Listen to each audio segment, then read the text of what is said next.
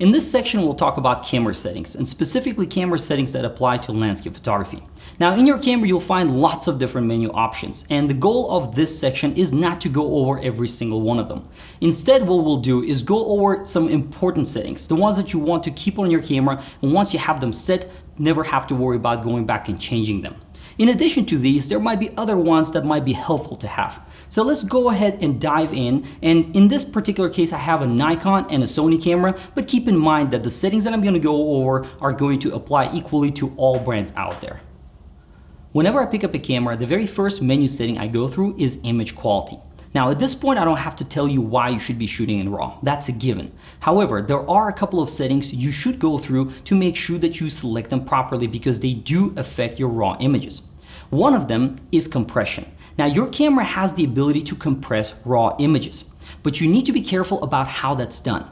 If you have an option on your camera that says losslessly compressed, that's the one that you should always be choosing, because what it does is not only does it actually reduce the size of your RAW files, but it also does it without losing any information. Now, if you don't have that one specific option, and if you have something like compressed and uncompressed, it's best that you choose uncompressed, because the compressed option most likely ends up losing data. Another menu option that's related to image quality is bit depth, and that's something that you may or may not have as part of your camera menu. Now, on Nikon DSLRs, there's usually an option to pick between 12-bit and 14-bit, while other cameras might have even higher bits available. Now, you might be wondering, what is the best option to pick? In the case of landscape photography, your goal is to try to capture as much information as possible. And if you want to take a full advantage of your image sensor, then you should be picking the highest bit depth available.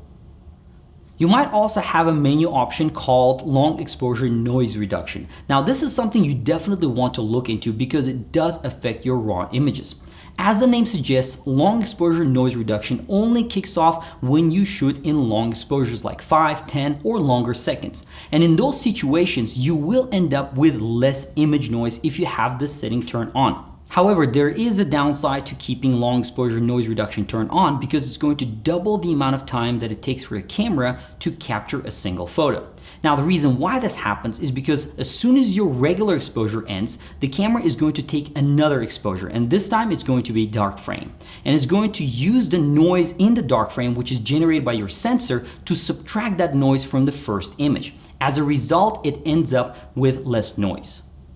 Aside from these particular menu options, you might find other options in your camera that might seem like they're important when in reality they're not. For example, things like lens corrections. When it comes to correcting vignetting, distortion, or chromatic aberration, you want to turn all those off because the only thing they do is impact your JPEG images. And since you're shooting in RAW, they don't matter.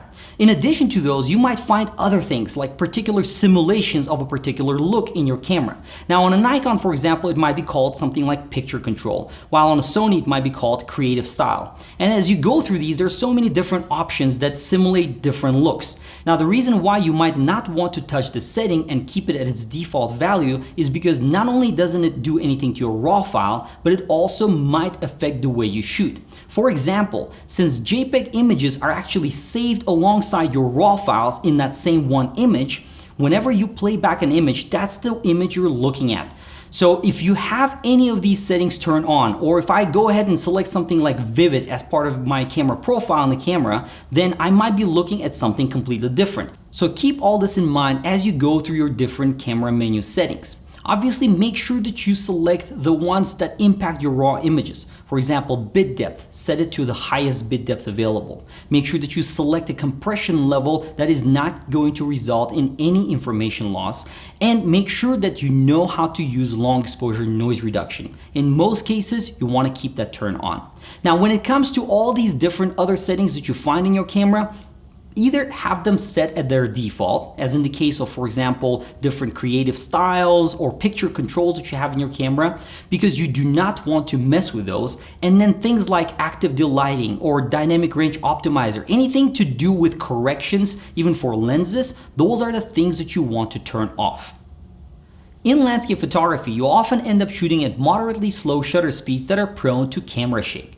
Now, there are three sources of camera shake you can control. The first one is you physically touching the camera. The second one comes from the mirror mechanism raising the mirror. And the third one comes from the shutter mechanism. Now let's talk about how you can potentially eliminate all three. First, to eliminate camera shake coming from you physically handling the camera, you can either use a remote shutter release or a self-timer mode in your camera. Second, how do you eliminate camera shake coming from a mirror mechanism? Well, on a mirrorless camera, it's not even a concern. But on a DSLR, it's best that you use a specific camera mode that allows you to raise the mirror and take a shot after a specified amount of time. Finally, the shutter mechanism itself can be a large source of vibrations, and this is especially true on high-resolution cameras that are lightweight. Now, if your camera has a feature called electronic front curtain or electronic first curtain, you should enable it, because what this allows you to do is have the camera open the shutter and then start the exposure. And by doing so, you can completely eliminate camera shake coming from the shutter mechanism. Personally, when I'm out in the field, I try to eliminate camera shake from any possible source that I can control. So my recommendation would be to dive into your camera manual and see if you can eliminate camera shake from the sources that I talked about so far. When you're out shooting, your camera might have specific camera settings that are there for convenience reasons. For example, if I'm taking a shot and I want to be able to quickly evaluate if the shot that I just took is sharp or not, I should be able to press the playback button and maybe press one button that allows me to instantly zoom into 100% of the image. That way I can make a quick assessment. Now, if you have a feature like that in your camera, I would highly recommend to turn it on, because it will save time in the long run. Similarly, you might have the capability in your camera to be able to create your own menu from the settings that you use the most often. And this one can come particularly handy if you have a camera where you program the function button to be able to access that menu.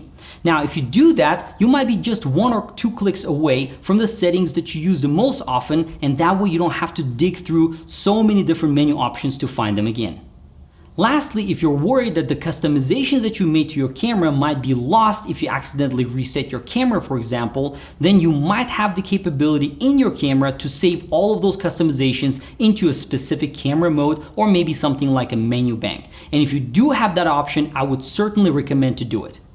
In addition to these settings that give you convenience, there is another feature in your camera that you might want to look into, and that one allows you to remove the focusing capability from your shutter release button and move it to a different button on most likely the back of your camera. Now, this is called back button focusing, and the benefit of back button focusing in landscape photography is that if you already have your composition set and you have your focusing set, that every time when you release that shutter, it's not going to reacquire focus. Lastly, your camera is going to have different camera modes available, and these are going to be aperture priority, shutter priority, program mode, and manual. And you might be wondering which one is best for landscape photography. Now, this one is a matter of personal taste. I personally use aperture priority most of the time because it gives me control over aperture. That's the number one thing. And number two, I also trust my camera. It's advanced enough to look at the scene and give me the best exposure, which works out really well in most cases. And whenever it doesn't work very well, I also have the ability to change that exposure by using the exposure compensation feature in my camera. Now, there are cases when I don't use aperture priority as well, and that's when I'll resort to manual mode. For example, if I'm shooting panoramas, then in those situations, I might want to have tight control over every single exposure setting. And in those situations, I only resort to manual mode. Now, the last two modes, like shutter priority and program mode, are not going to be as useful in landscape photography simply because it's going to be harder to keep your aperture constant. In conclusion, as you can see, camera settings are important. First, I would recommend that you go through all the settings that impact your raw images and make sure that you have them set to their optimal levels. Second, if you have any camera settings that only impact your JPEG images, you might want to turn those off. And lastly, if you have settings that make your life easier in the field, definitely go through them and enable them.